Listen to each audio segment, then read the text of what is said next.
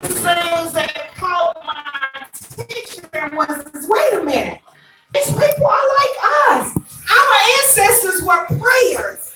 A lot of the songs that we sing, and God knows my son loves Negro spirituals like it ain't no tomorrow. He's anything old, he like it. But one of the biggest things that I looked at is he took the time to learn the history behind why those songs were written. So now he understands the story as to go along with the song.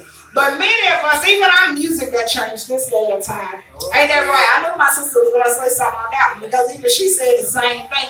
Even our music got changed. We still talking about, we're singing about the same God, but we have no spiritual reference to it. But no matter what we going through. What time you can't tell secular music from church music get something wrong. Amen. But you used to be able to tell the difference automatically. Now you can put on one of those and I swear to God, I don't know what you with. Exactly. You feel some kind of way. So now imagine you being. I'll be bobbing my head, feel like I'm going to hell when I feel like it's church. When I find out it's a church song. But now this is what I want you to get. Now imagine you being the man of God, and you got to tell God's people. And remember what you said. You got a problem with listening to the music because you don't know what the music is for. If it's gospel or if it's secular music. All right. Now imagine you being the man of God, and you got to give the word. And God said, you left me, and I need you to return back to me. But you knowing people, because you a person, you know they don't want to hear that. Right. They want to hear because you the prophet. You got the word from God. They want you to tell them God gonna bless them with a new house. God gonna bless you because you've been barren for so many years. He gonna give you a child. They want to hear all the good stuff. But now you got to tell them you left God. God said you forgot about him. And the bad. They tell me the bad, but let me know it's good coming. You know what though? His love for God outweighed the love that he had for people. His love for God outweighed the love that he had for people. But the thing of it is that as I was studying on last night and I was reading, and it really made me really think because many times as ministers and as pastors and as preachers and some of us that carry the prophetic mantle, you really don't want to give the word because you don't know one how people want to take it. But one of the biggest things that I looked at, he went without a whole lot of things. He ain't had that female companion. He didn't have a whole lot of friends. Yes. Didn't have a whole lot of friends. Family done shorn you because I don't want you to come over here. Ain't no telling, no, he didn't go crazy. He continued to do the will of God. But see, we got to keep you in the midst of that. In the midst of that, he will keep you. But as I was sitting there and I was thinking and I was sitting here and it says the purpose of the book was written to provide an ending record of Jeremiah's prophetic ministry and the message to reveal the invisible and indescribable judgment of God when his people broke the covenant and the priests in rebellion against God and his word. We got that now, right?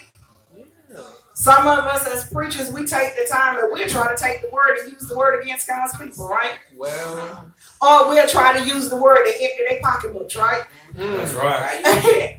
Exactly.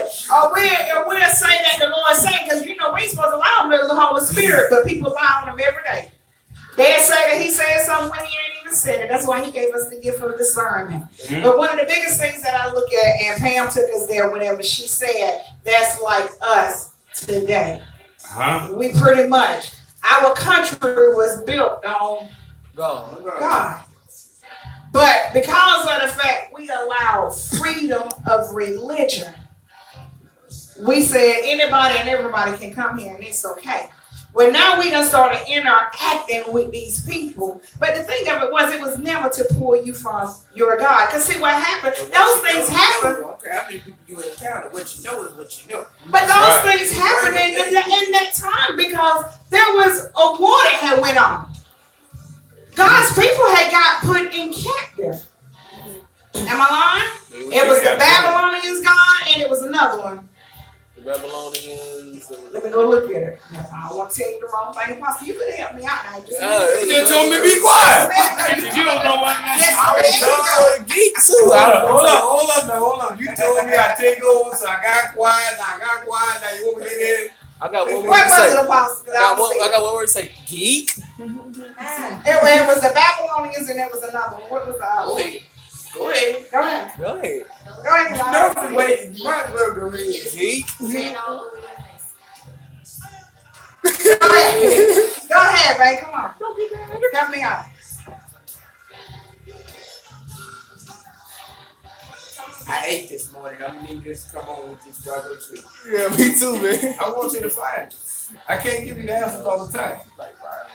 Okay, well, give me that. Okay, it was like 9 foreign nations, but it was 2 different countries, and they was talking about. I'm sitting here trying to find it. Now I don't see it. Come on, now help me. I thought- No, it wasn't. I thought it was. I was gonna say Roman, but never No, mind. it was. I think it was a Vikings. It was what? I think it was a We just throwing answers over here. A J word. Yeah, I don't see it now. And I looked it up last What, night. Judah? No, not That's the only Judah. J word I know. Okay, help me out. I don't see it. This your favorite Wait a scripture? minute, the Babylonians, who they were dealing with at that time. I mean, It was Jeremiah, another group though. Jeremiah was dealing with you talk about the Jebusites? There you Yeah, go. damn. Jubusites. Jubusites. Oh no. We confused. Okay, well, I'm gonna move on with the I'm not very specific in the names of everybody. So. You had the Gervasites, the Jebusites, all of these were people that they had foreign gods. Right. The name was according to the lands that they lived in. You know, and the fathers that had founded the land, the land was named after that. That's why they had those names. The reason why, you know, like Israelites, you know, so they were the people of Israel. So, you know, the people of Juba was those that, you know, they worship the sun, the moon, stars, and all that stuff like that. So, I mean, it didn't take too much time to really go into full detail about it, but they had idol gods that they worship. The god of Kadesh, which is the god of fire, you know, things of that nature. You know, they believed in, you know, human sacrifice. They would sacrifice young girls that were virgins. They would sacrifice, you know, males. They would burn them in fire while they were alive. You know, like the volcano over in Hawaii right now, just like in Hawaii, most of the time they would take young virgins, beautiful girls, they would bring them up to the volcano, and it supposedly would cause the volcano to calm down by throwing them in the volcano, supposedly that when they offered the sacrifice of the virgin, that would make it calm down, because they thought in the past when one fell in, it seemed like it calmed it down, and that became a god. You understand? So those were the things of those people in the land. And in the lands in which we live, those things still take place now. You know, a bird come by and it feeds you. You just have nobody pass by and saw that you had a bad accident. Bear came by, you know, laid beside you instead of mauling you and killing you. The bear pulled you to safety, pulled you somewhere where humans could see you. Now you start worshiping bears. That's how things started taking place. You understand? Okay. So basically, that's the same thing that happened now, right? Yeah. That's the same thing people do Whatever now, makes right? you feel good and good and justifies whatever it is you want. So, you know, a butterfly passed by and you think about your mama and all these other things, just like on the commercial, some things that we see. Right. And you assume, and because it gives a representation, now you assume that that's what it is. It has been invited. So because just like you had the Sanhedrin Council, you know, you had certain Jews that believed in reincarnation. You had other Jews that did believe in reincarnation. You had certain Jews that believed in resurrection. You had certain Jews that didn't believe in the resurrection. So now, you know, you got people that have differences of opinion, but yet they believed in the same God. But at the same time, they didn't believe everything that God said that He would do. You know. So you still have that in this day. It is like it is. So when you look at, you got 7 different types of Islamic religions, but you still have Islam. And in that 7 different types, you got Shiite and all of these other ones that's there. Some eat pork, some don't eat pork. They still think that under the law, the reason why God told them that they couldn't eat hooved animals, well, at that time, because they were walking in their own feces, and you had all of the stuff that would go in and parasites and diseases. That's why. Same thing, like y'all like eating bottom feeders. Bottom feeders such as crabs, crawfish, shrimp, scallops and all of that. According to the law, if they really want to look at it, they weren't supposed to eat it. I love catfish, but under the law, you weren't supposed to eat that. You understand what I'm saying? So when we look at certain things and you want to understand it and all of these things that folks say that they want to do, but if you ate a fish of that nature, what you were supposed to do is make sure that all the blood was drained out. You want to know why they hang animals upside down to drain the blood out? Because all the blood has to drain to the head to make sure that all the blood in the body is drained out, because your blood circulates from the head to the feet. So in order for it all to be drained, you have to turn it upside down. That's the same thing when they take you to the morgue and they put you on that cold slab table. The reason why your head is toward the end of the zinc is so that all of the blood that's at the bottom of your body comes to the top of your body and is drained out. That's the way God said it had to be done. So all the stuff that we do is done according to what God said, but yet we won't give God the credit for it being done. And it's done for a reason, because everything has to be according to what God's will was. I was just saying that's why we blessed that food.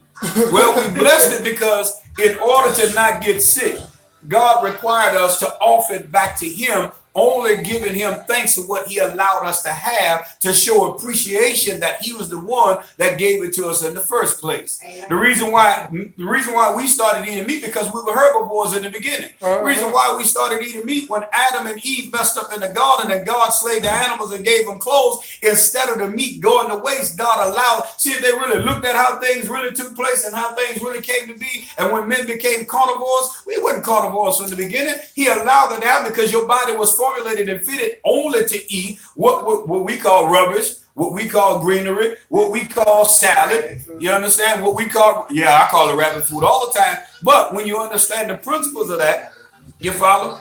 Then we understand why. But other folk started worshiping things because it looked like that's what it was. And it looked like it had power in it. It looked like the dog had power. It looked like the cat had power. It looked like the bird had power. It looked like the eagle had power. But God allows certain things because He used that to get your attention. But instead of you paying attention that God only used that to get your attention, to do the thing He needed you to do, instead of you worshiping God, you worship the thing that came. I'm glad I ain't sick. So our forefathers, that's what happened. You understand? That's why they worship the stars. You know, you have a meteor fall from heaven and they worship a meteor. And out of ignorance, they did it. You follow? Go ahead. I'm sorry. All right. So basically, we come to the conclusion that during the time when Jeremiah was on the scene, that a lot of people, or like people of today, they gravitate to anything. So one of the biggest things that I looked at, and one of the things that I looked, is that a lot of the prophecy that Jeremiah gave, one of the biggest ones was the new covenant, that Jesus was coming, that there would be a new covenant, and that we would be in a different agreement, right? Mm-hmm. And he did prophesy that Jesus was coming on the scene. The Messiah is what he called it. Right. But people was looking for the Messiah, and even down to the fact, because one of the things they said is that the Messiah as the good shepherd and the righteous branch of David. And the fulfillment at the time that Herod attempted to destroy the baby Jesus. So see, he had already prophesied that Jesus was coming. He had already prophesied that Jesus was going to be seeked after before the birth. But now think about it like this. If Moses kept saying it's going to rain, and it didn't rain, not Moses, I'm sorry. Noah. And Noah. Come on now. His predictions too. He keep going on the locusts and all of that. He said it too. Okay, so now, thank you, Graham. I got my back up. Well, anyway, back to it. Noah, even though he said it was going to rain, it took years before the rain came, right? 120 years. So it took years when Jeremiah had said that these things were going to happen. Jeremiah had said it and was taken off the scene when these things happened. Right. But it was years in between. See, something about God's people. We get tired. We're ain't gonna lie, I'm talking about myself now. We get tired, we get weary, when we don't see it happening, we think something wrong with us, we start questioning everything. Good Lord, I don't know if I can do it. So I'm lying. See what I'm saying? But we get weary. All the people think about it. 120 years, y'all said that Moses was building the ark, and he gets up and I'm sorry, I don't know why Moses on your mind. Noah. Talk about Moses then. Okay, I got you. I'm going there. Noah was building the ark, right? Drunk preacher. Okay, we go. But if it took 120 years and people seeing him, they think he going crazy, right? Yeah. Can you imagine what Jeremiah felt like whenever he was up there prophesying and telling you all this old bad news? What kind of man of God is he? He ain't never got nothing good to say. They say that about me for the last 30 years.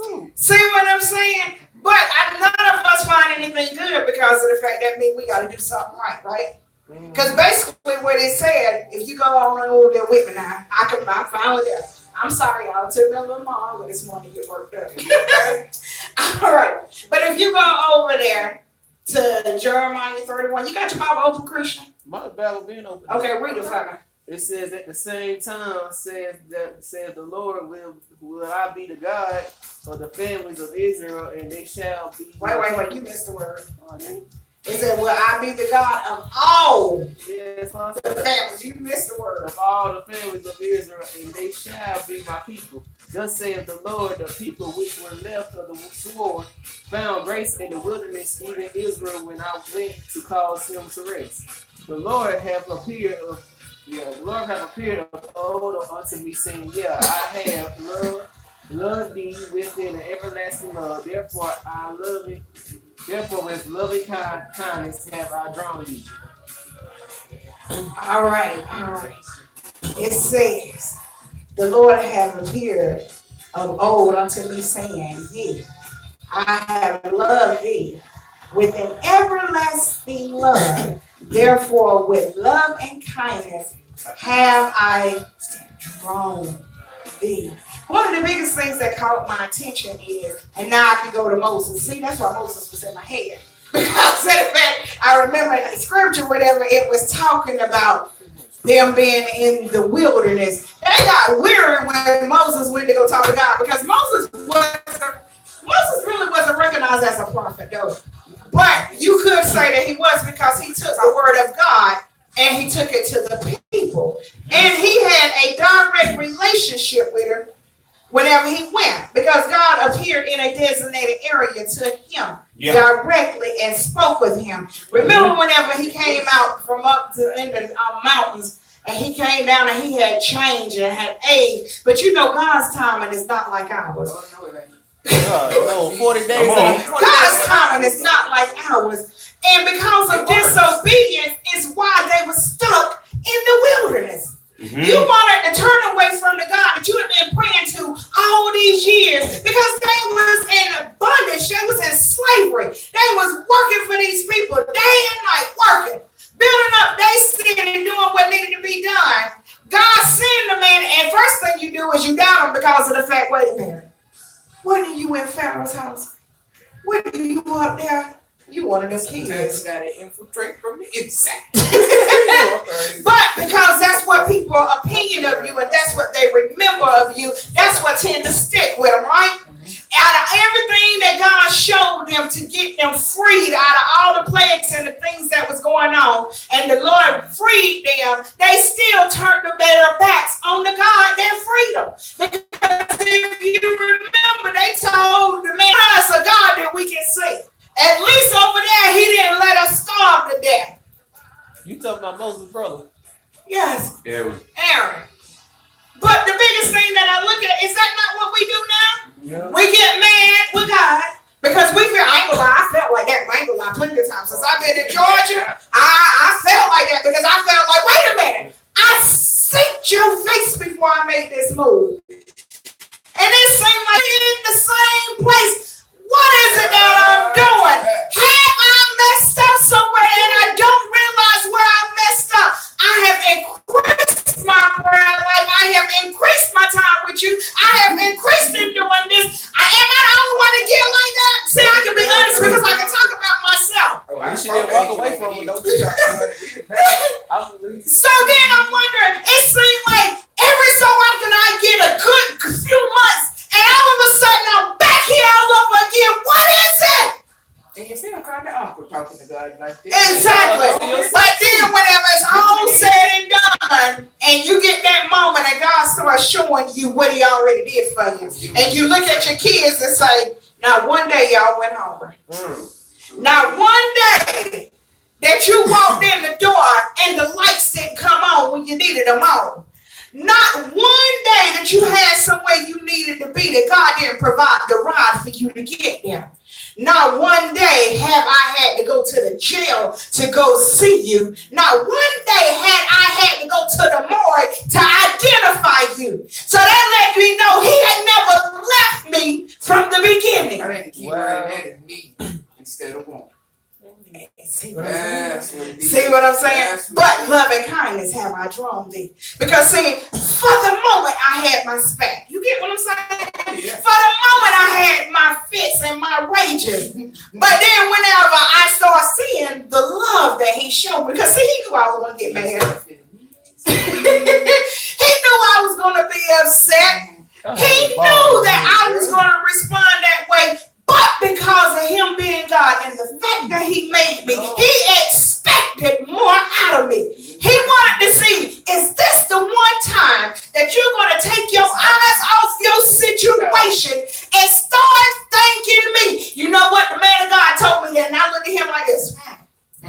Oh, it's hard to make. How is it that you want me to praise and I feel like everything around here is caving in on me?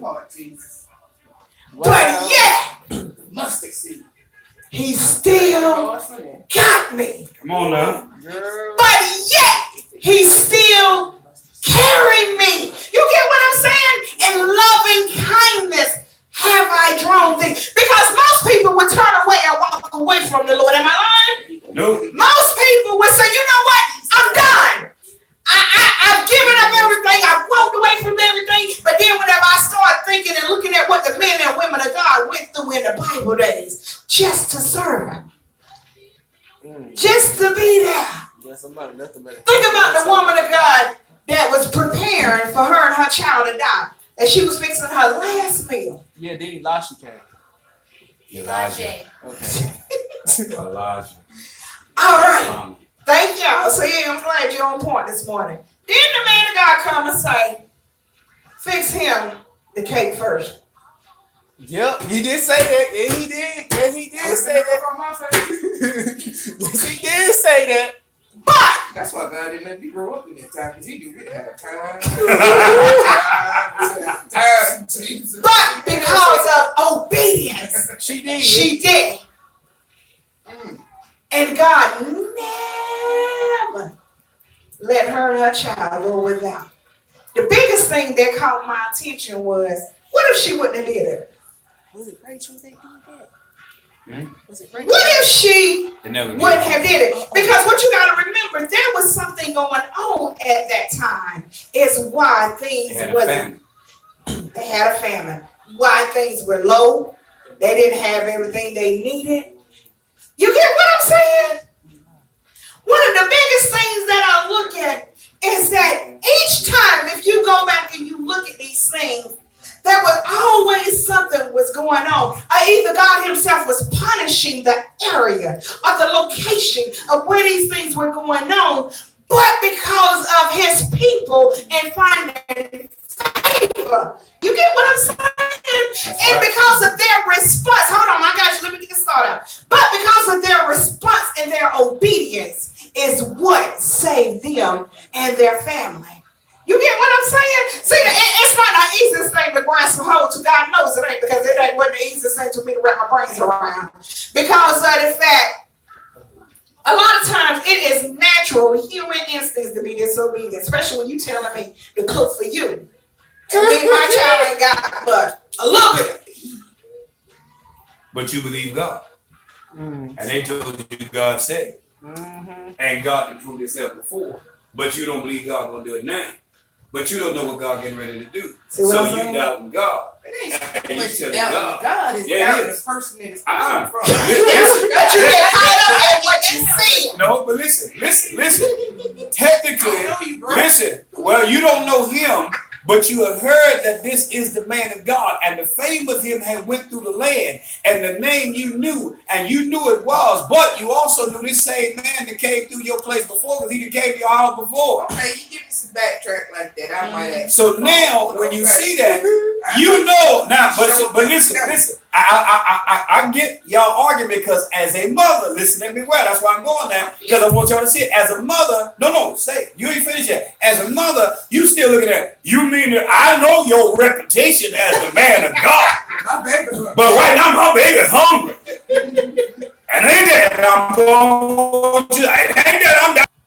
Right now you still look. For my baby. Right, but you still a man. You understand? So I see where I'm going with it now. That's why I said it is down to the God that's in him, because now you're looking at the natural part of him, and you say, "You want me? You really want me to take this here what I got, and you want me to be yours, buddy?" Stop, so I'm not presented with that situation.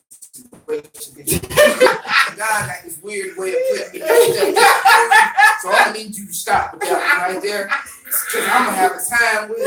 I'm gonna have a time with it. I'm going to get my coffee. Yeah, I don't need you to I'm show going to get my coffee. on that stand. So we go, Yes, But what I'm going to get my coffee. Go get your coffee. But one of the biggest things that I look at is that it is a natural instinct to have that second look.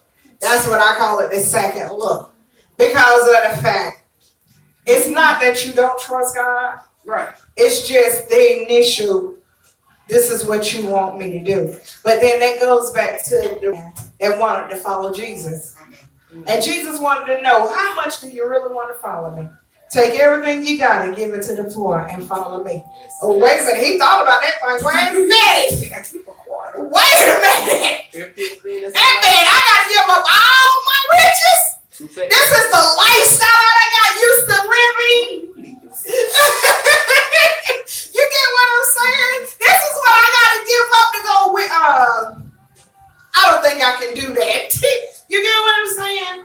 But that's one of the biggest things that I look at is that if love and kindness is what's drawing you, you don't mind taking a second look and seeing what God has already really done for you. And that's what I was saying whenever I got in the car and I was mad in first grade and I had that few minutes to myself and I was talking to the Lord, why?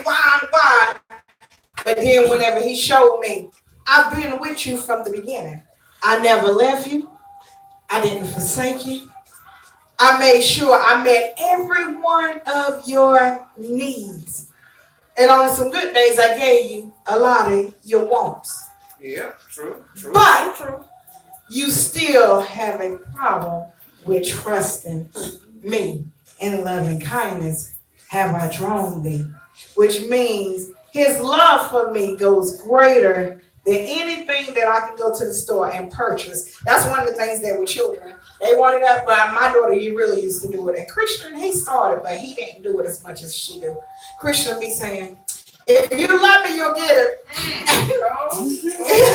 Yeah, your kids ain't do that. Yeah. Well, mama, my friend said that if your mama love you, she gonna get you this. No, baby, let me help you out. Because see, let me tell you about your friend and their mama. Their mama's one person that your mama's kicking down. And that ain't how that goes. I love you, you got food. Exactly. I love you, you don't have all these shoes. So one of the biggest things that I look at is that that's the same way your response was, is that's God's response to us when we pray for the land. It sucks when you know.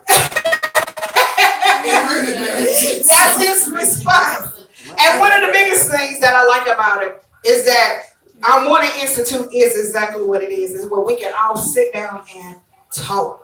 And let's talk about the word. No matter how much we know that we have different struggles and we have different opinions, we still can come back to the conclusion in knowing that, hey, at the end of the day, if God took me to this place, as Pam said, quit talking about it because I don't want to be in that place.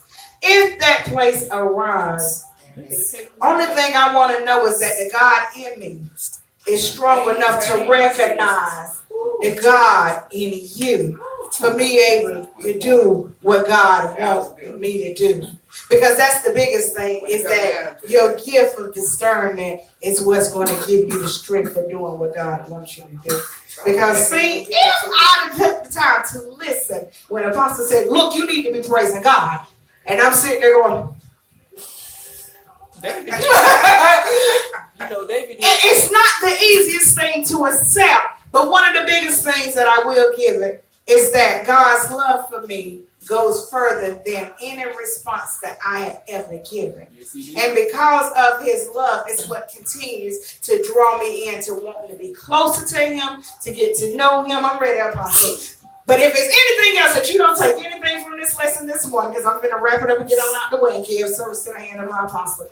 If you don't take anything else from this institute this morning, trust and believe and ask the Lord to give you the gift of discernment, because all of us should have it. It's important for us to know it, because the word of God tells us to try every spirit, right? Even if it's of God. Am I quoting that right, Apostle? Because you know you are very particular about different words and making sure everything is in order.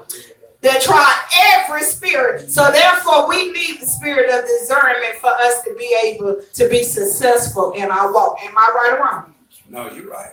All right. So in order for us to do and pass the test that God gives us, we need the spirit of discernment. I love you. I love you. I'll see you on next Sunday. Happy Father's Day. Service in the hand of our apostle. Go ahead, girlfriend. Amen. We thank God this morning. We're grateful. We're grateful. We're grateful. I can't reach out. Amen. With loving kindness have I drawn thee. I thank God, because I tell you what, he did a lot of drawing to get this old boy right here, because I really didn't want to be bothered. I really didn't want to do it in and out for 10 years. And I thank God here it is 30 years later, 25 years later, pastor, 30 years later, preaching.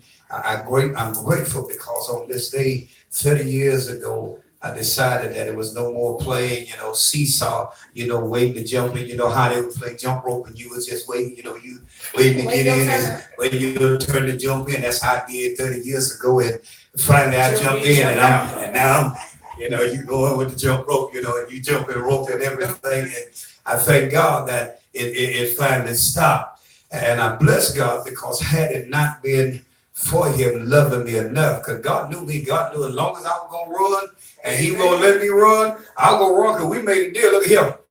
Here what's going to happen. You let me go do what I want to do.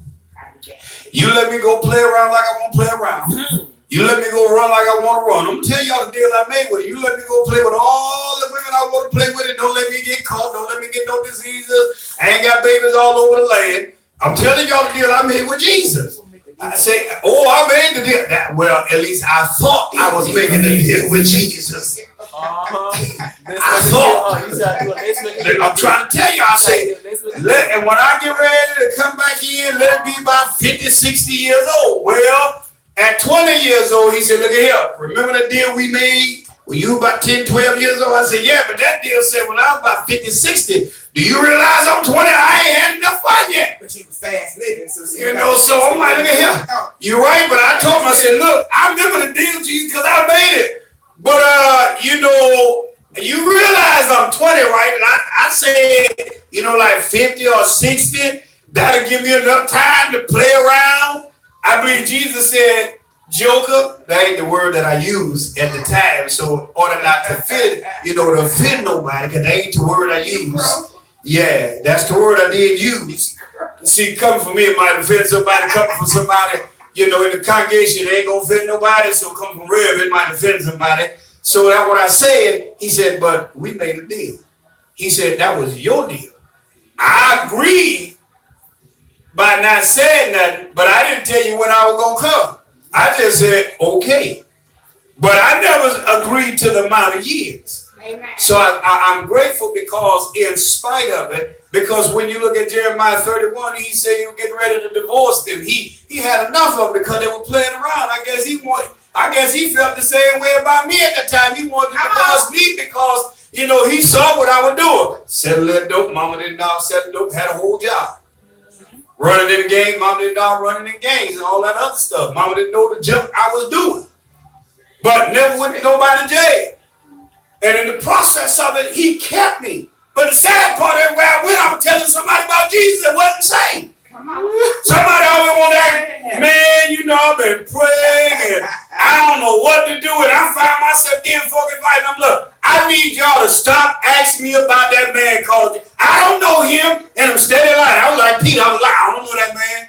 I wish y'all stop talking about Jesus because I don't know him. And in the back of my head, I'm saying, man, you know, Lord, I'm sorry, but why every time I do wrong, somebody will ask me about you and they doing wrong like me?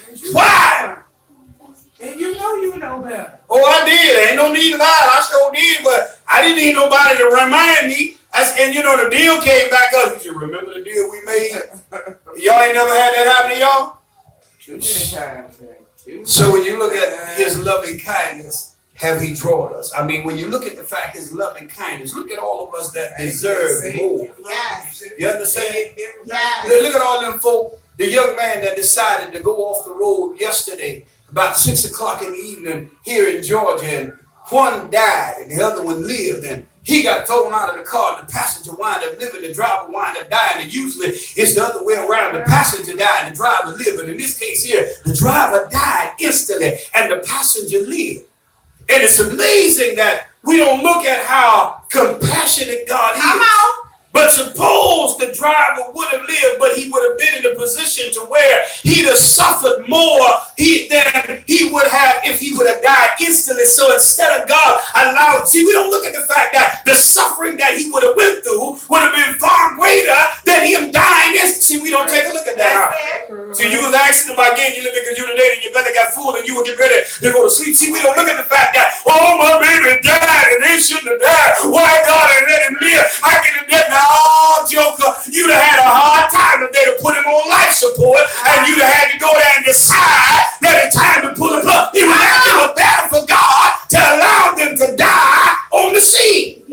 Now, nobody, exactly, nobody want to see none of their loved ones die. Let me make that clear for somebody to think that I don't have a heart. No, I got a heart, but I understand one thing. God knew instead of allowing his creation and his love to suffer more than it should, he decided see what happened. God took the spirit out of the body, and the body is the thing that went through the damage because the soul did not have to endure pain. I need y'all to get it. Somebody need to catch us here. You don't understand how loving kindness is, and you think that they suffer. Now, God came in before the impact and removed the person from the body, and the shell is the one that got it, but the soul didn't. Y'all need to get it. Somebody need to understand that they see you be wondering what happened now, what God did. He removed the person before the person had the impact, and when the impact came, they didn't feel nothing. Come on, y'all. Well, see, I asked God some years ago, you know, what happened? How was it? Did they feel it? What was going on? He said, well, sometimes what I have to do is I got to remove them before they get there. What you see is the results of what took place, but they were already gone before it happened. We always talk about I moved from my old house and I moved to a new house. And, you know, all mama did is that she moved from one residence to another residence. But you have a problem looking at the old residence because you got a problem looking at it. You do the same thing in the natural. You don't want to move out your old house to move to a new house because all of the memories that are left in the old house. Yes. Come on, y'all. I need y'all to get it. We get ready to move because we're talking about all the blood. And it ties in with the teaching this morning because when you look at the fact of Jeremiah 31, because as you read further down, he even did the fact that he talked about that he was going to give them a new covenant. In that new covenant, he said, listen, what I'm going to do, no longer will you have to teach every man his neighbor, say, know ye the Lord. Wow. Read further down in Jeremiah because he started off by saying, I'm about to write you off. Mm-hmm. Yes, he did. He should have wrote all of us off a long time ago. He got tired. They ain't gonna listen to Isaiah. Preachers are doing the same thing now that they were doing then. Going with their holy convocations and being pretty and sleeping with everybody and everything. Yes, Lord. Y'all talk to me now. Too big. Women ain't doing no different than they were doing then. Anything that they can jug inside of, they jugging inside of now. I need y'all to get it. See, somebody don't want to hear this, and somebody ain't gonna like it, and they gonna think, oh, that's not fitting. You ain't being G-rated. Well, let me help you understand that what God allowed, and what God said, the same things that we're doing there are repeating now the greater, because you got more understanding and you can make greater things now. Did y'all get it? Pastor, hallelujah, hallelujah. Y'all gonna pray with me? Get ready to go. The Lord is so good. Christian, go fix the air real quick. Because see, when you look at this thing and you look at what she was talking about in Jeremiah 31, and when you look at it, and he being a contemporary of Isaiah getting ready to go off the scene, and Isaiah getting ready to die, Isaiah getting ready to be sawn in half, and Isaiah, because he had access to the king, Isaiah being a part of the royal family, Isaiah being one that didn't have to send a letter forward for the king giving word back. It says all right to have an audience and have a presence with him. Isaiah had access to walk in and out. Isaiah had things that other prophets didn't have. You know, some of y'all got not just favor, but you know you can walk in, and even though the king really don't like what you got to say, you still have the audience because he got to honor your mama. He got to honor your daddy. Y'all talk to me now. Y'all know how many movies you done watch where one family member only do it because the wife, that's the wife cousin, that's the husband cousin, that's the wife brother, that's the husband brother, or the wife sister, or the husband sister, and they're only doing it because that's family, and you made a promise. It's that Christian dude. Exactly. I used to say back in the day, it's that Christian. Or the only reason why in the mob family, the reason why the mob daddy, you know, son's still alive and he's still doing such and such and thus and so is because he's part of the fact. Come on, y'all, I need y'all to get it. I need y'all to understand today.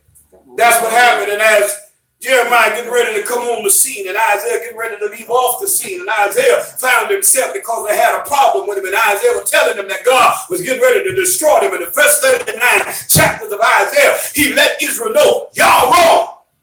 Yes, he did. Come on, y'all. Look at the book of Ezra. Look at the time when one of the kings had been born. Said what God was going to do and allow him to come back.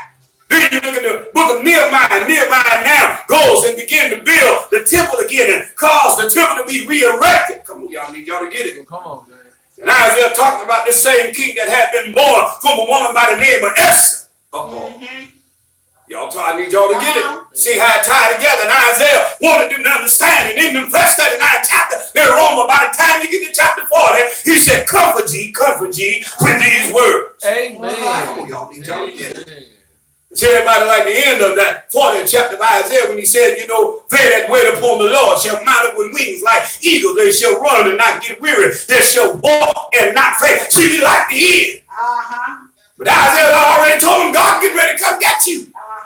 Jeremiah had that word. It was strong. The wives I had before, the wife I had now, nobody wanted to hear Gary because Gary was always telling you, get it right, God gonna bless you. We'll see what folks want to hear. The Lord gonna bless you, baby. It's gonna be all right, baby. It's okay. I know what you're doing. It's good, but you know, you just gotta do better, baby. Now stop pacifying folks. Nobody pacifying me. They told me get up. Stop what you're doing. And the Lord might bless you if you get right. See, folks want you to tell them, it's gonna be all right. Just tap them on the hand. Nah, it ain't like that because see, when God get ready to get you, he gonna get you. He ain't gonna play with you. Amen. So in that 31st chapter, they wanted some comfort, so God allowed Jeremiah to tell them, okay, you want to hear a word, and even the king had nerve to tell Jeremiah in his writing, is there a word from the Lord? Jeremiah said, yes, there's a word from the Lord, but you got to get right. We don't want to hear to tell the president now. He get a counsel around here that's going to tell him what he wants to hear, make him feel good. You don't want no counsel that's going to say, well, Mr. President, if we don't straighten up what we're doing, if we don't do it the way God said do it, we are talking about God that came back, Christ and walked back in the White House. We ain't living like Christ in because things that are said out of your mouth don't represent Christ at all. We got preachers that want to get on the bandwagon and evangelicals that want to be on the bandwagon because that keep them with access to money. So we're talking about the blood.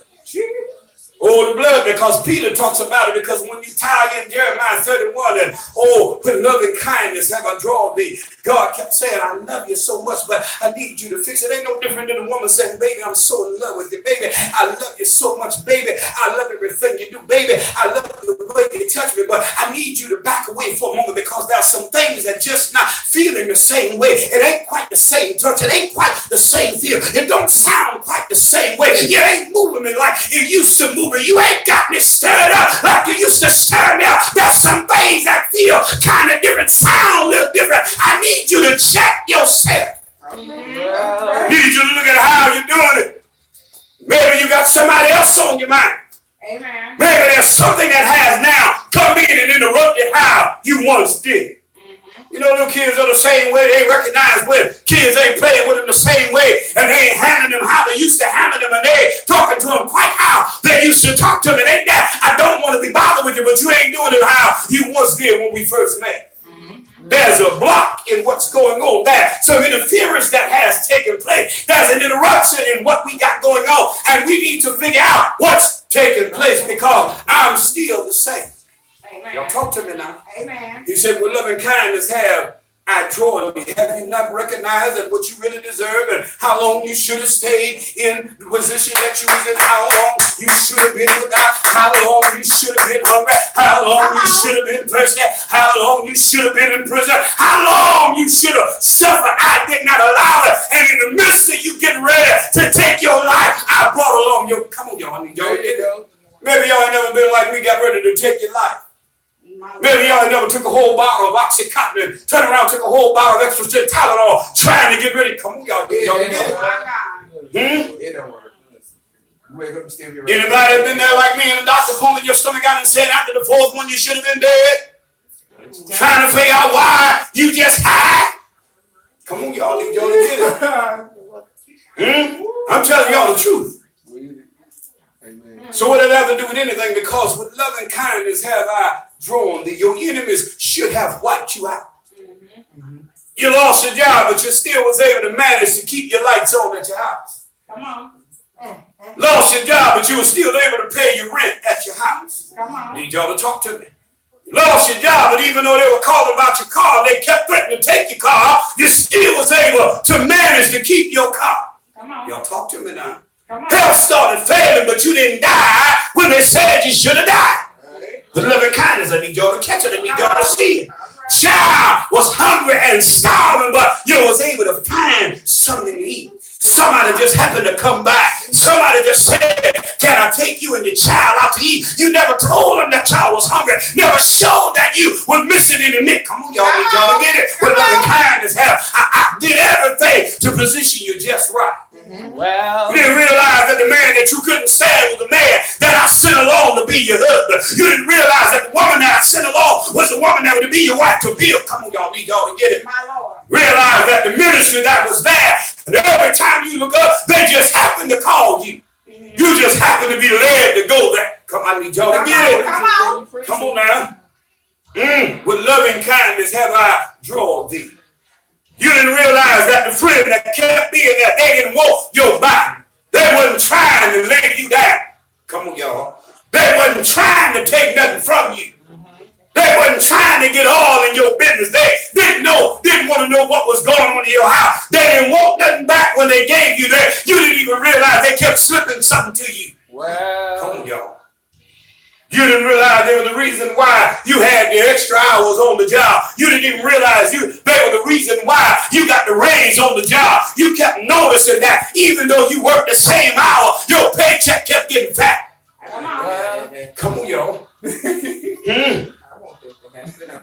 What's about to come, baby? Don't worry about it. It's about to come because, see, when you're faithful and you still trust God when it don't look like and make sense and you still believe God and you know God's still real, God said, my love will prove itself. Amen. Ladies, y'all that's here and that's watching, y'all know how y'all made a man prove his love without putting him in a bind and compromising who he was as a man. And by the time you realized, you saw he was the man that he said he was. Come on, y'all need y'all to get it. Preaching. Look at what the text said. I'm getting ready to go to 1 Peter chapter 1, verse 19. You'll see what I'm talking about, because when you think about it, because all the stuff that Christ did before the foundation of the world, before he even said, let there be, before he even spoke the heavenly host into existence, before there was a Raphael, before there was a Michael, before there was a Gabriel, before there was a Lucifer, God already knew what he was going to do. Right. Y'all talk to me now. Right.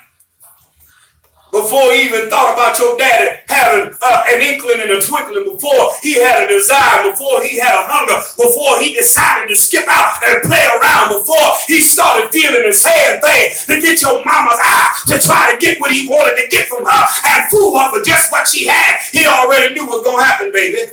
Come on, y'all need y'all to get it. He already knew what you were going to travel through and go through. He already knew who was going to do what, how they were going to do it, and when they were going to do it. And he knew whether or not you had a strong enough mind to handle it mentally, psychologically. He already knew the emotional state you would be in and when you would come out. Come on, y'all need y'all to get it. Talking about the blood. Because see, the blood, he already knew what kind of blood you had, but he already knew the blood he put in you. All right. Did y'all catch that? Keep on preaching, guys. Keep on preaching. Because of the fact that he knew what was traveling and coursing through your veins. He already knew the DNA that you had, and that was an extra strand of DNA that they would never be able to see under a microscope, whether they had magnified it 55 billion times. Amen. Come on, y'all. Amen. How y'all doing today? So when you look at the fact with his loving kindness, how I drawn thee, he knew what you would be. He knew what you was. He knew why he made you what you was. He knew how he brought you in. He knew what he would pay. Look at what he did before it even happened. He had already paid the price. You know, ladies, y'all were talking about the fact that the widow woman in Elijah, and the fact that he had came by and had done some preaching, and by this time when the family came, her husband had died, so she didn't really have the money that was needed, and he couldn't go out and make what was needed. He couldn't go out and make $1 holler, make a dime cry. He couldn't go out and do anything and turn some dust into some money. So now it was just her and her son, and they were getting ready to just give up on everything. Anybody out there ready to give up right now? Anybody not only been at it last week, but you've been at it since the week had been gone and came, and you right there, right now lying while you present, making everything look like it's good when you know darn well you don't know how you gonna make it. Need y'all to get it with loving kindness. His loving kindness is that way because he used the things that go on around you to draw you closer to him. But instead of you recognizing the handwriting that's written on the wall, you can read where it says faith, love, and hope. But because you can see it, you understand it. But when you look at the wall and the wall blank, you can't see the writing that he put there, because the writing that he chooses to use, you choose to ignore what he says. Y'all talk to me. All right.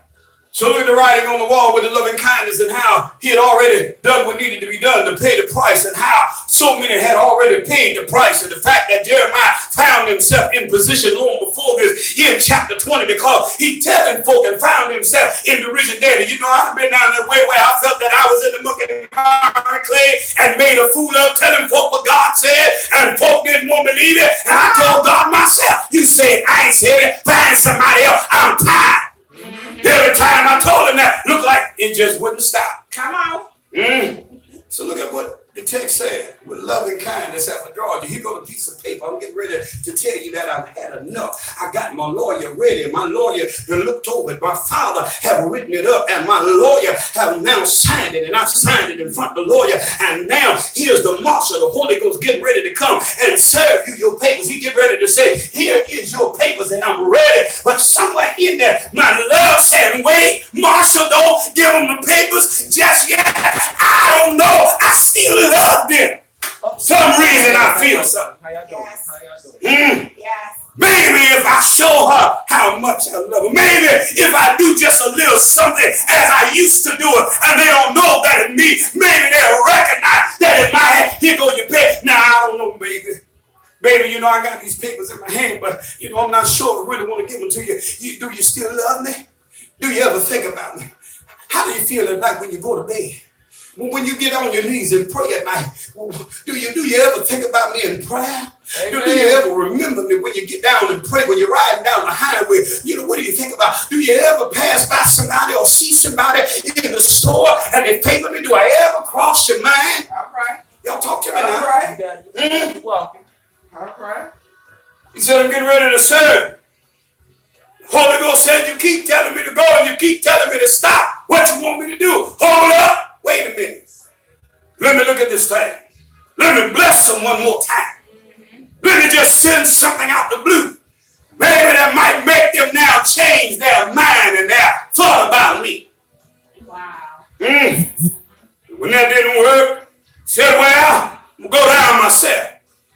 Father, time has been far spent. Every prophet we done sit down and every man of God that we done sit and everything that we done done, they turn their back on us and they just want what we got. And every time I pay a bill for her, she say thank you. She want to lay up every now and then. Get her feel on it, then she run me off. Come on, y'all. Yeah. Somebody ought to pray with me. Come on. Come Come on. Might bring me in for a week or two. Go ahead. I'm thinking all things are good. Right. Start moving a little piece of clothes here. Go with your bad self. Pair of shoes there. Preach. Park my car in the yard now instead of down the road. Move a little closer to the driveway. And now I'm thinking all is good. And she done woke up, cooked me some breakfast. That's my cue. Said, let him have myself. Let him have his way. So you got to leave your toothbrush back. Now, not only did I leave my toothbrush in the bathroom, she washing my clothes again. Well, Love and kindness have I draw thee. We done went down in the bank and now she back on my bank account. Y'all talk to me now. I need y'all to get it. Somebody ought to catch it this morning. See, y'all on the verge of giving up. Y'all on the verge of forgetting. Y'all on the verge of believing God just because you can see the blessing. Come on. Can you believe God even though you don't see it? That's what he told Thomas. It's better believe without seeing than to believe even though you saw. Let me see the nail prints. Sometimes you don't need to see the nail print because the only faith you got is what you can see with your eye. You don't need to see the fact that I done showed you that I love you because I paid the bill. The fact that I done held you in my arms. The fact that I done loved you how you used to love. Can you feel the love when you ain't nowhere around me? Come on, y'all. Can you feel my arms around you when you're 30 miles away from me? Can you recognize my sit when I'm not sitting on the side of you? My Lord. Can you smell me? When you look at what Peter said, he said God didn't redeem us with corruptible things. In verse number 18, he didn't use gold and silver because he wanted them to understand because their faith was dwindling. And I need to encourage somebody today. And I understand that it's Father's Day, but even fathers sometimes get to the place that they're ready to just walk away. They're ready to just give up. They done all they could. The woman ain't trying to encourage him and stand by his side and push him forward and help him to understand that it's all right as a man to feel a little weary, to feel a little weak, to feel a little down, but to know that she got him even though things look bad. Come on, y'all need y'all to get it. thank you. Ladies, how many of y'all really propping that man up when he feel that? How many of y'all really trying to help him to understand that as a man it's all right to feel weak? Well, Y'all need y'all to get it. It's all right to get in your feelings every now and then. But remember, it's time to stand up and move forward. That's it. Come on, y'all. Don't give him a moment just to be a sounding board and just listen at what he said, but are you understanding what he said? Notice what was said. Not just listen at what he's saying, but you understood what he said. Come on, y'all need y'all to get it. yes, He yes. said he didn't redeem us with corruptible things. He didn't redeem us with gold and silver because, see, y'all still want to pay y'all way to heaven. Figure if you give a little extra in your tithes. Figure if you give a little extra in the offering. Figure if you sow a seed, that's going to make sure you done bought a brick for the church. Bought a couple windows for the church. That's your name. Baby, that's why you done got a plaque and had your name sealed on it. Got your name on a leaf on the tree at the church. Come on, y'all need y'all to get it. That's the same last week. Sure enough, right, because just because the stained glass woman got your name on it, you figure you automatically going into heaven. Come on. Wow. Just as they did of all they did in the first century church, and Peter them to understand because they were being pushed away in Cappadocia. And they were being pushed away in Galatia. They were being watered down in the areas where they were. And the preacher said, listen, I need you to understand that these things ain't going to get you into heaven. That's it. Or for all the sacrifice you want, say what you want to say. You can fast as often as you want. That's a part of the regimen of being saved with God through Christ. But at the end of the day, baby, you can fast 5 times a day. Well, Come on, y'all. You can tell folk that you love them all you want, but if you ain't living it, it don't matter. Right. If they can't see Christ in the fact of what you said when you said you love them, if they can't feel it before it come out your mouth, shut your mouth. That's it. Amen. It's true. Said he didn't redeem you because look what he said, with loving kindness have he drawed you. He didn't just give you the money that you needed, but he allowed it to come. He showed you how to work what you got and take what you had, and he showed you how to manage the little bit that you got and turn it into a lot, because when you put it in God's hand, God make $5 look like 500. That's yes, he it. do. Make $50 look like 5,000 and 500 look like 50,000. Come on, y'all need y'all to get it. See, you ain't trusting God enough to take the $5 that you got and turn it into 500. Oh my God. Man. Preacher, how you gonna do that? How God gonna take $5 and turn it into 500? He gonna show you how to manage the little bit that you have and work the little bit that you got and show you how to make sure you capitalize on what you're doing, and you won't mismanage it and just see what you want and get excited and now throw it away in the things that you want. Somebody should have caught that. So when you look at the text and look at Jeremiah 31 and verses 1 through 3 and all his love that he's showing, and when he bring you back in the house and he done dressed the house up and he done bought some new furniture, he done laid out some new clothes, he done got you a new pair of shoes, and he done laid out a new pair of lingerie for you, he done got you a brand new wardrobe back, he done made sure that your car looked better than it did, and he done spruced up everything, and your name is back on everything with no strings attached. How many of y'all got strings attached to the love that you have? Well, I think about that, man. Oh, the blood. Something about the blood that ain't got no strings attached. Know how you've been brought in a family, and your own family won't love you, but you've been engrafted in the family that you ain't got no blood ties to, but they done tied you in the blood as though you were blood born, blood bought, blood seed. You got more advantage than the ones that were blood born. Y'all talk to me now. Come on now. Said he didn't redeem us with corruptible things, gold and silver. He didn't use no vain conversation. You know how they come back with the sweet talk? You know how they come and they got the sweet eyes. You know that's how the old folk you say about the baby. See the baby giving the sweet eyes. You know how it is, y'all? Give the sweet eyes to the one that you know you was always able to get what you wanted from. My Lord. Come on, y'all. Y'all talk to me. Knew how to switch your hips. Let me move the camera. You know how to switch your hips just right. No, he didn't do that. You knew how to position yourself just right. You knew how to just say, yeah, baby, how you doing? Lord have mercy. And then brothers, you knew how to say, hey, baby, what's going on? The very white boy. I just wanted you to know I done changed my ways. Oh, yes, indeed. Just wanted you to know I'm back in town. Hallelujah. I don't know if you got nobody right now, but I didn't come back because I wanted to get in your life. I just wanted you to know that everything is well with me. And if there's anything that I can do for you, just know I got you. I don't want nothing from I you. ain't gonna believe you. That's too much breath behind all of that. Oh no, they know how to sweet talk it because they catch you at that moment because your face showed that there's a need. You got me there. Your body language tell them that you really want it. You know the joker line the whole time. But because you had some remembrance, you let him get close enough to touch you on the shoulder. Rub his hand across your jaw. Just grab your ear. Y'all need to talk to me. Oh, man. Come on, y'all, I'm gonna use what's real tonight. He said vain conversation. He didn't have things that really got your attention and got in your head because all he want to do, he don't want to get in your ear. He want to get in your head. Y'all talk to me. Preachers have got in the head of people and took everything they got and ran them amok. Now they ain't got nowhere and nothing to pull off. Amen. Sold them an empty dream with an empty promise, and now they ain't got no bed to lay in. Amen. You ought to pray with me. You got that right. But there's something about the loving kindness of God that when God begin to whisper sweet nothing in your ear, he speak to your heart. Y'all talk to me now. One thing about the sweet love and the sweet nothing that God whisper to your heart, it always had an open door behind it. Yes. It always had soliditude in it. In the soliditude, it always had a solid foundation. Yes. Come on, y'all.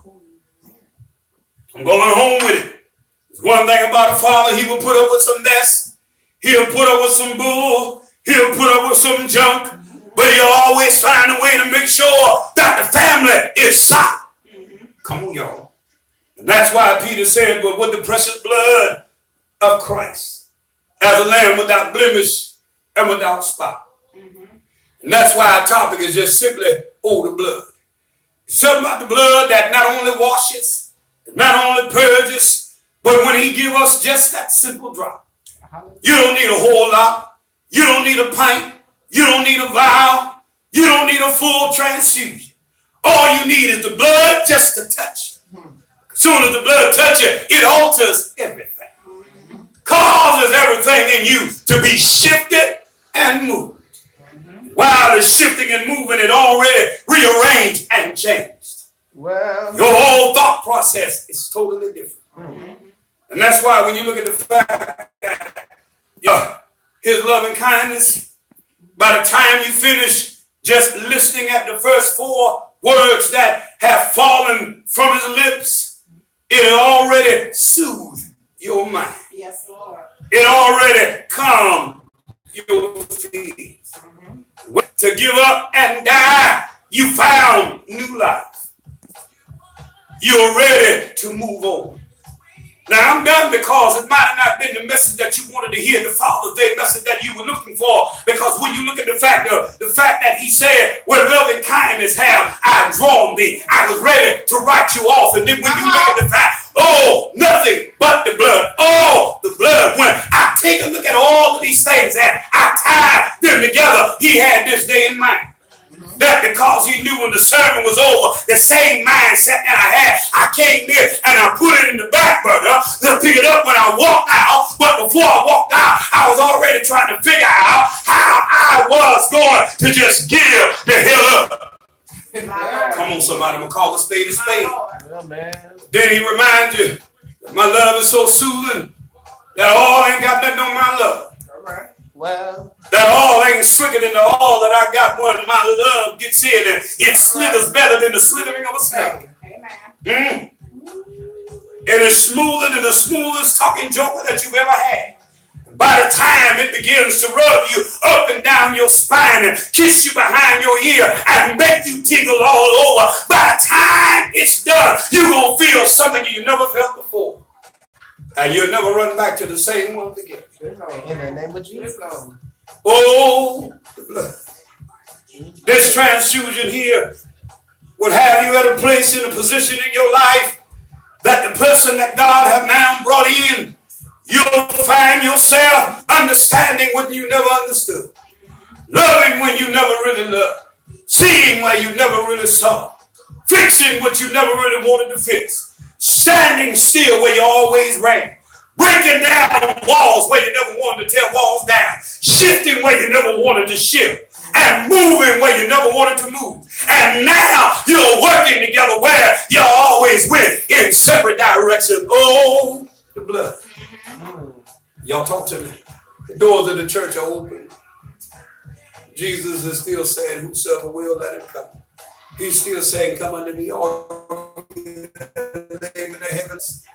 He's still saying, listen, behold, I stand at the door and knock. If any man will hear my voice say, come unto me, and sup, I'll make my abode with him. See, you're not looking at the fact that you are going through the same things. When you read 1 Peter chapter 1, you're going to see the same thing that you think you're facing. The first century church was facing it.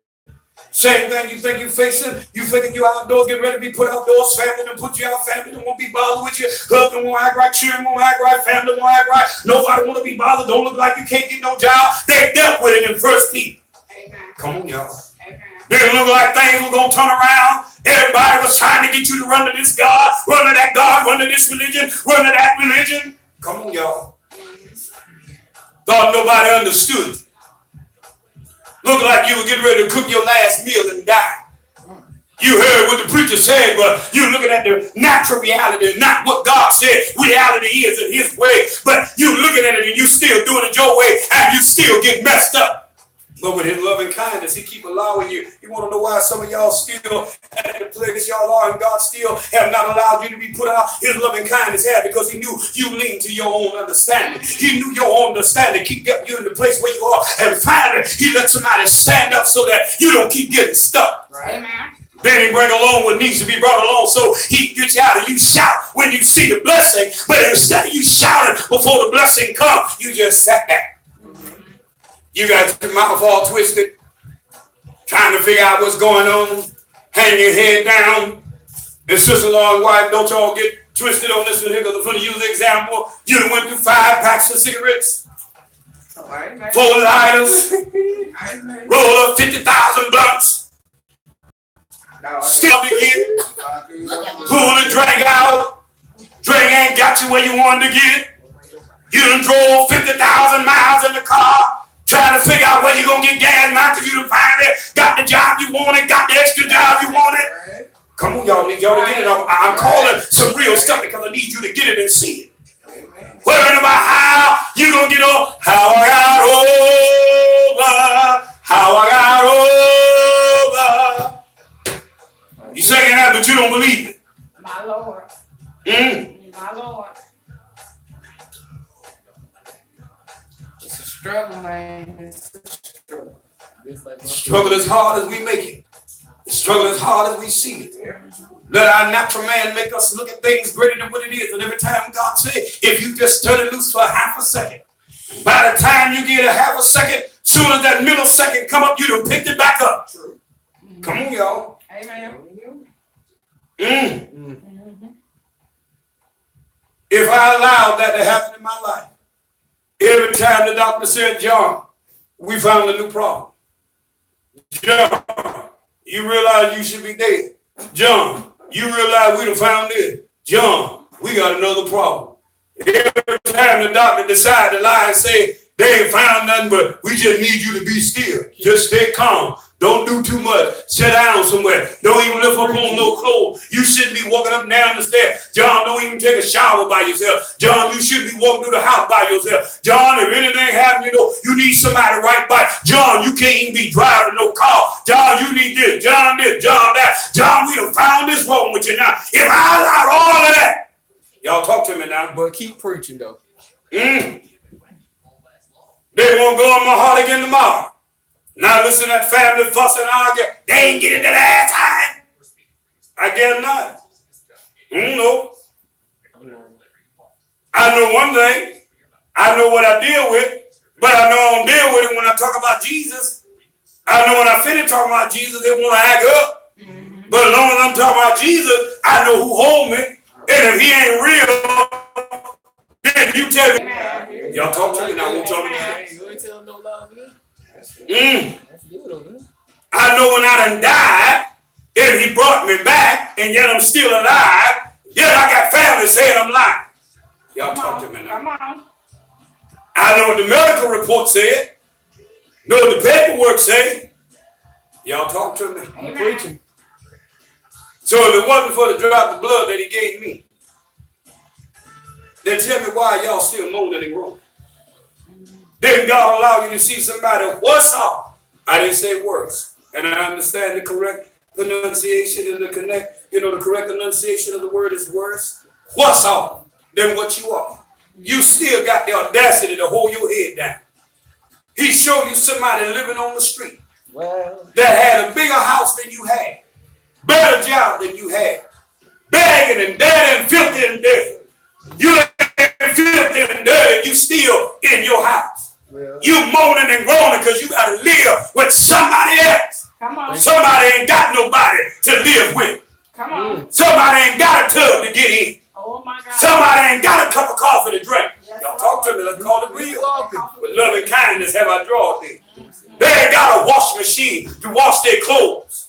They got to go to a lake or a river or a bayou or some dirty water or wear the same dirty underwear and clothes every day. Hallelujah. Come on, y'all need y'all to get it. Hey. They gotta wait for somebody to bring them a care package. They living out their car, been down that road. We shout when the blessing comes, but we don't shout before it. But we gonna holler out. Don't shout that. Don't wait till the battle is over. You ought to shout right now. And jokers won't shout right now. Break the house down when you hear right music. Break your shoes up. Play your makeup off. Throw your wig off. Come on, y'all. Now God know me deep down, he know I ain't breaking my head. You know, I still love That's him, an but example, I'm not baby. breaking my head. But you know they got something that'll break their heels. So I hope he don't hold that against me. Throw the shoes up against the wall. Kick somebody in the face. And the shoe repair. And as soon as they finish, cuss them out at the same time. Ooh, Jesus. I see. Before they get Yes, up, I see. With love and kindness. Oh, my Told you the God. doors of the church are open. I'm trying to help somebody today. Trying to get you free today. Reason why I said I'm trying to get you free, because the word that God's trying to give you on this Father's Day of 2018 is time out for, that's right, we got a whole bunch of programs that went on the call, and there's nothing wrong with honoring Father. I get that. But we program out Yes. when we gonna live saved. Amen. You living in a world that's getting ready to come to an end. Yes. You got concentration camps going on in the United States of America. Yes. Come on, y'all. Yes. Yes. Yes. We are the church. Small churches are going trying to help what big churches got the capability of doing. All they wanted the recognition of what's been done. Come on, y'all. The doors are open. And all folk want to do is go to the church and say the church is supposed to do it. We've changed what God intended to happen to be a blessing to build us so that we all have in common. But ain't none of us got nothing in common, because one somebody in the church have, you don't make nobody else in the church got. That's it. One thing I give to Jehovah's Witnesses, they make sure that everybody's a part of their congregation. Everybody in their congregation they got. Everybody. And they help them build until they get on their feet and learn how to work it themselves. So they help you ain't part of their congregation. They sure will. I got family members that in there, they'll build you. That's right, Pam. But the body that's called Christ, Amen. we so skeptical about everything. Thank you. Steady. But we know Jesus. No, we don't. We bad. Wonder why everybody looking. Yeah, Christian, we backwards. Yeah, Pam, we looking at them sideways, cockeyed, looking them out the back of our head, wondering what we gonna get in return. Yet these folk ain't looking for nothing in return other than to see you get up and make sure you stay up. That's the job of the body. Soon as you get up, you forget about the folk around you. You promise what you gonna do to help them get where God got you, but you lied when you said it because it sounded good. Amen. You can call it bashing, but he said, my loving kindness, with my loving kindness have I drawn thee. But when God starts cutting you off, you get mad. Now you got to run. When God gave you the lover that you needed, that was loving you like you needed to be loved, and making love to you the way that you needed to be made love to, mentally, spiritually, intellectually, socially, like you needed. You wanted to go get the physical love from somewhere else, and all they did was give you what you wanted, and when you got it, you threw it up. Now you're trying to run back to get it, but now you've been infected and diseased with something, and you're expecting them to bring you back to the place of healing, but now you got something that they can't even help you get rid of. I need y'all to catch the spiritual principle in that. I need y'all to understand today what loving kindness have God drawn you. But look at the sad fact that God said, yeah, baby. Look at the Father. Steady looking. My child coming home soon. Oh, I know my baby coming back. Oh, I know my boy coming back. Oh, I know my girl coming back. Look at the pastor that know that the preacher left. And even though they may have left on good terms, they didn't leave in the right manner, but they let them go. Ain't put up no argument, ain't put up no fuss, got dogged out, cussed out, said they done them wrong, but they look at the distance because they loved them just that much. Oh, y'all can catch it. Come on. I'm sorry. I just Come on. had a flashback. Come on. I had a flashback. The son that said to his daddy, I don't even want to carry your name. I don't want nothing to do with you. You ain't my daddy. Cuss the daddy out. I don't need you. I don't want nothing tied to you. I don't want nothing to do with you. I'm sorry that I even carry your last name. Y'all ain't never experienced that, have you? Come on, somebody. I've been down that road. I know how that feels, and you still love your child. Amen. Huh? Amen. Have your child taken and said, I'm going to let you look at your child and see your child, but I don't want you to do nothing with the child, and I'm going to have the child taken away. I just wanted you to see your child, but you ain't going to be involved in the child. Like me and my ex, we going to go on and get back together, and he going to raise your child as their child. Ain't nobody been through that one, have you? Come on, y'all need y'all to get it. My Lord. But I at least wanted you to see your child. You ain't got no rights. They gave you no choice, no decision. Just told you, and I'm leaving the state. Father sitting in the distance. Just my baby coming. Look at God. Oh, I created them in my image and in my likeness. And I know they've been through. I know they've had it. I know they had a hard time. I know they've been down. I see it. They didn't realize that was my hand all the while. Come on. Well, they thought it was family and friends. They just thought it was a wino on the street. They just thought it was a stranger, but it was me. I know they felt me in the person that was. They should have recognized my presence. I know they should have known what my scent was. They didn't stay around long enough. They smelled it, but they wasn't sure because they was only looking at what was in front of them. Come on. Yeah, y'all ain't never been down that road. You know, you've been around somebody and they smelled like the person, they smelled like your mama, they smelled like your daddy. Come on, y'all, come on. They look like your daddy. They favor your daddy. They favor your mama. That's what my mama used to wear. That's how my mama used to pray. Y'all talk to me. Yes. See, that's what all of us should have been thinking about. Yes. You had that flashback and you remembered, wait a minute, that's how my mama used to cook that. You can't wait to get in that presence and can't wait to see him again. So the doors are open, we extend it to you, we're getting ready to go home. I can't get you. Amen. See, this might not fit the way you feel, and this might not be what you want to hear, but somebody ought to be at a place where you're ready to get free. Yes, Lord. Because see, when God gives us the thing that we need, we don't want it, we don't hear it, we don't listen, we don't catch it, we don't move to it because it ain't got us stirred up, it ain't stirred our mind up, it ain't stirred our intellect up, it ain't got our constant mind what we want, it ain't got our heart, we ain't jumping all over the place, it ain't got us fired up. Amen. Come on. Amen.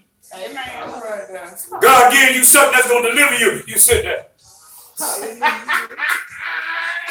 I'm just getting so. I'm just so. Find everything to do but listen. I'm just so full back. Catch it every now and then.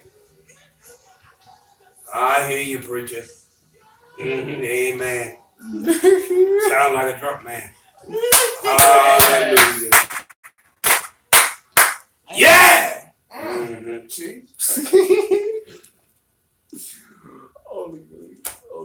It's ours to offer.